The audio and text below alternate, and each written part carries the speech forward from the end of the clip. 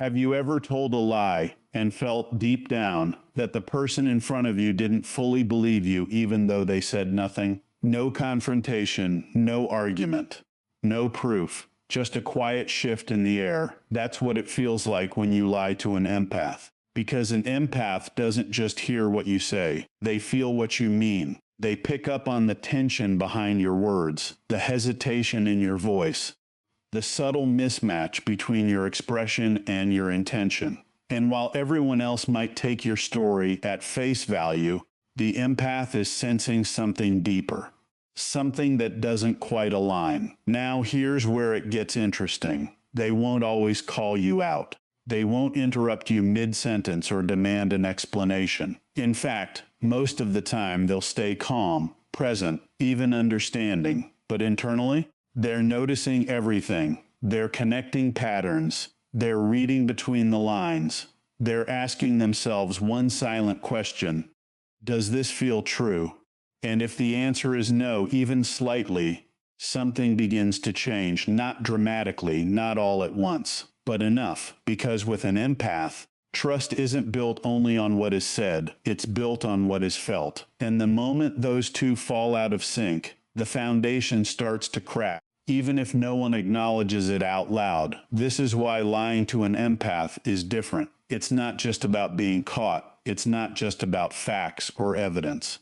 It's about the invisible connection between words and energy, and what happens when that connection breaks. So if you've ever wondered why some people seem to just know, why your story works on everyone else but not on them, or why the distance grows without a clear reason, there's a deeper dynamic at play. And once you understand it, you'll realize something powerful. With an empath, honesty isn't optional. It's the only thing that truly works. Empaths don't just listen to what you say.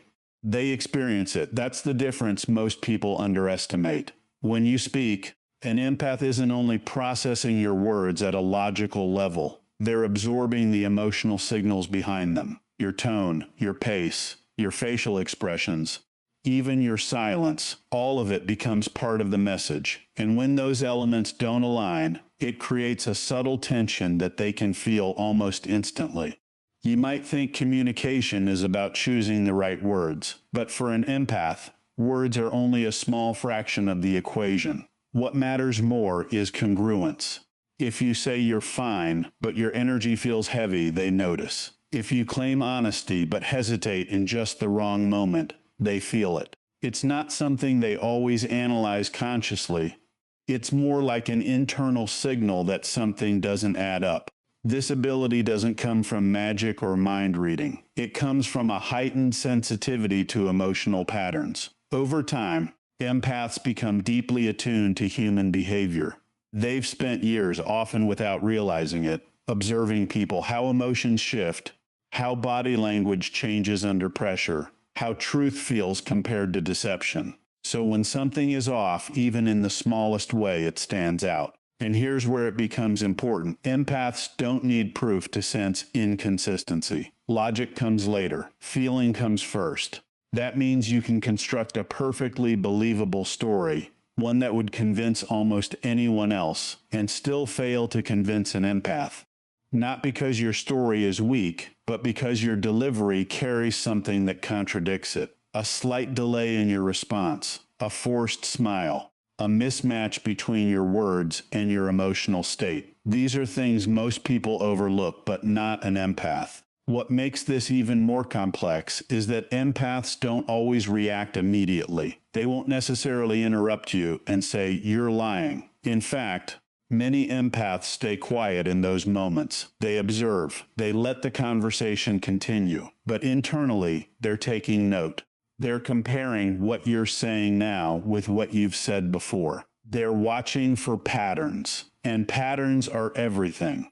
One inconsistency might be ignored. Two might raise curiosity. But repeated misalignment, that builds a clear picture. Over time, your words start to lose weight because your emotional signals are telling a different story. And once that happens, it becomes very difficult to regain credibility.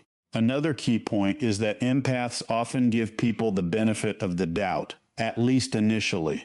They may assume you're stressed, distracted, or struggling with something. They don't jump to conclusions easily, but that patience has limits. When inconsistencies become consistent, the interpretation changes.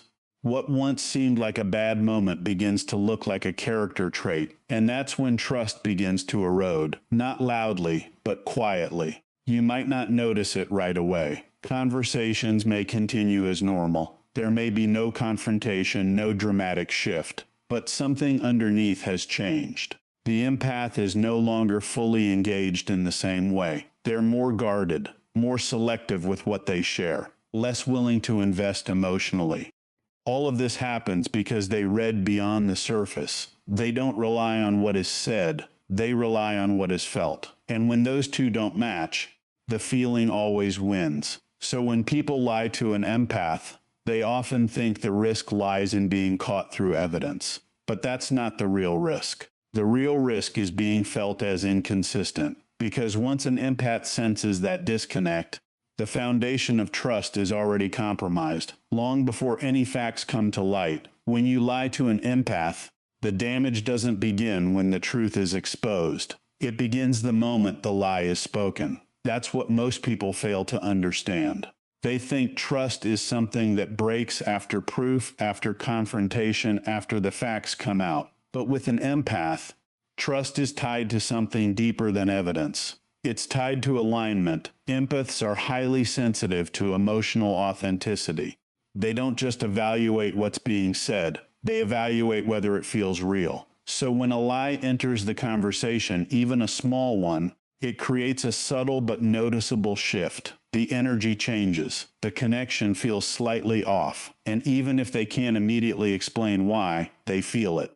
It's like a quiet signal going off in the background, not loud enough to cause a reaction right away, but strong enough to be remembered.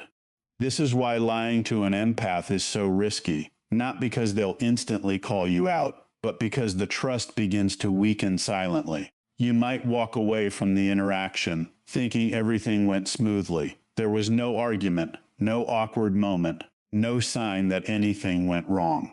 But beneath the surface, something has already changed. The empath has registered the inconsistency. And once that happens, your words no longer carry the same weight they did before. Trust for an empath is not built on isolated moments. It's built on emotional consistency over time. They expect your words, your actions, and your energy to align. When that alignment is broken, even briefly, it creates doubt. And doubt, once introduced, doesn't just disappear. It lingers, it grows. It starts connecting with other moments, other conversations, other subtle inconsistencies. One lie doesn't stay alone for long. It invites scrutiny. And here's the part that often surprises people. Empaths don't always confront the lie directly. Instead, they observe. They become more attentive. They start noticing patterns they may have overlooked before. It's not about proving you wrong. It's about understanding what feels off. So while you may believe the situation is under control, the empath is quietly recalibrating how much they trust you. They may start sharing less. They may become more reserved in their reactions.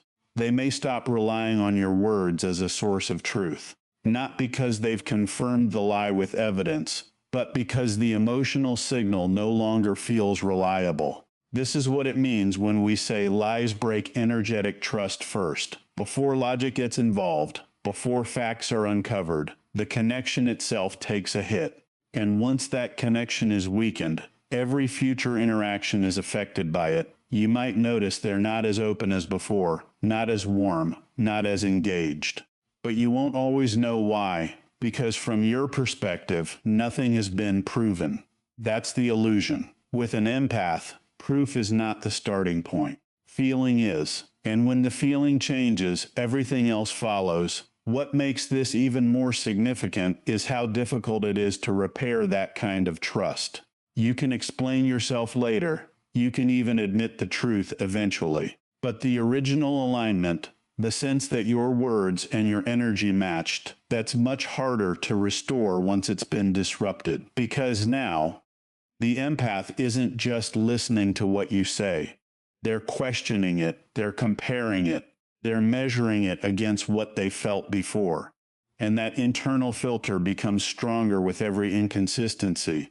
So the real cost of lying to an empath isn't just the risk of being exposed. It's the immediate, often invisible fracture it creates in the connection. A fracture that may not be seen from the outside, but is deeply felt on the inside. And over time, those small fractures don't stay small. They turn into distance. They turn into hesitation. They turn into a quiet decision to no longer trust the same way again.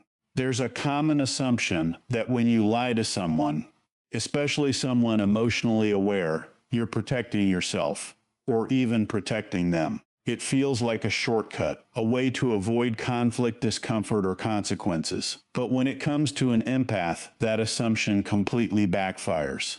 Because the real damage of deception doesn't land where most people expect it to. It lands on you. At first, it might not look that way. You might think you've managed the situation well. You avoided an awkward conversation. You kept things smooth on the surface. There was no confrontation, no immediate fallout. From the outside, it seems like the lie worked, but what you don't see is what's quietly slipping away in the background. Your credibility. Empaths may not react instantly, but they are always processing. And once they begin to sense inconsistency, they don't just focus on the single moment. They start evaluating the pattern. They begin asking themselves a deeper question. Can I trust this person moving forward? And that question is where everything starts to shift, because once your credibility is in doubt, every future interaction carries that weight. It's no longer just about what you're saying now. It's about what you've said before, how it felt, and whether it all lines up. Even if you're being completely honest in the present moment, the shadow of past inconsistency lingers. That's the real consequence of lying. You don't just risk being caught. You risk not being believed, even when you're telling the truth. And that's a much harder position to recover from. Meanwhile, the empath is not stuck in that same loop. This is where the imbalance becomes clear. While the person who lied is trying to maintain control of the narrative, the empath is gaining clarity. They're learning. They're adjusting their boundaries. They're becoming more aware of what feels aligned and what doesn't. So instead of being damaged by the situation, they're actually evolving because of it. They start to trust their intuition more. They become less dependent on words alone. They grow more selective about who they open up to. In other words, they don't break. They refine. And that refinement creates distance, not necessarily dramatic or visible distance, but a quiet internal shift. The empath may still interact with you. They may still be polite, even kind, but the depth of access you once had begins to shrink. They no longer invest the same level of emotional energy because they no longer feel the same level of safety. And that loss of access is something you can't easily regain. Because access to an empath isn't based on time. It's based on trust. Once that trust is compromised, the relationship changes form. You may still be present in their life, but not in the same way, not with the same closeness, not with the same openness. And often, without realizing it, you've moved from being someone they connect with deeply to someone they simply manage. That's the long-term cost, and it extends beyond just one relationship.